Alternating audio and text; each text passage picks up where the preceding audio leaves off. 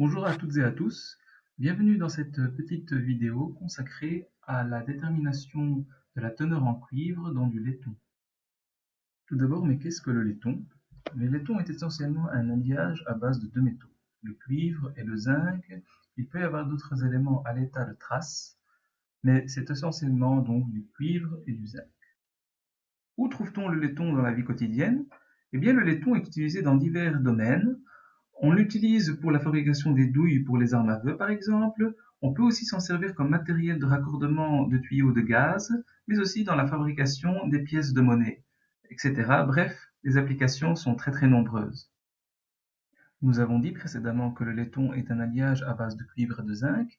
Eh bien, en fonction du pourcentage de chacun des métaux présents dans l'alliage, eh bien, il va y avoir plusieurs types de laiton, et c'est ainsi que nous allons les nommer en fonction du pourcentage de chacun de ces deux métaux. Si je prends par exemple les deux laitons les plus présents sur le marché, eh bien, on trouve du laiton 30. Pourquoi on l'appelle 30? Parce qu'il y a 30% de zinc dans cet alliage, alors que le laiton 40, c'est parce qu'il y a 40% de zinc dans l'alliage. Alors il faut savoir que dans un laiton, on ne peut pas dépasser une certaine quantité de zinc. En effet, dans un binaire cuivre-zinc par exemple, on ne peut pas dépasser 35% de teneur en zinc. Par contre, s'il y a d'autres métaux présents comme le fer et le plomb, on peut aller jusqu'à 42%, mais au-delà, le laiton peut devenir très fragile et même se casser.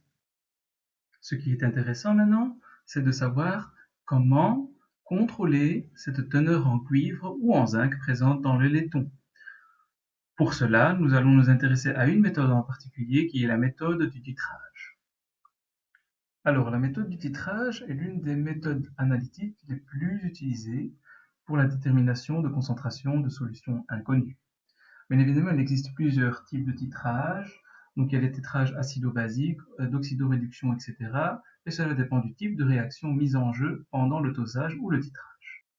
Le cuivre métallique étant un réducteur, nous allons donc opter plutôt pour un titrage mettant en jeu une réaction d'oxydoréduction, mettant en jeu donc le cuivre qui est un réducteur, qui va être oxydé par une entité oxydante.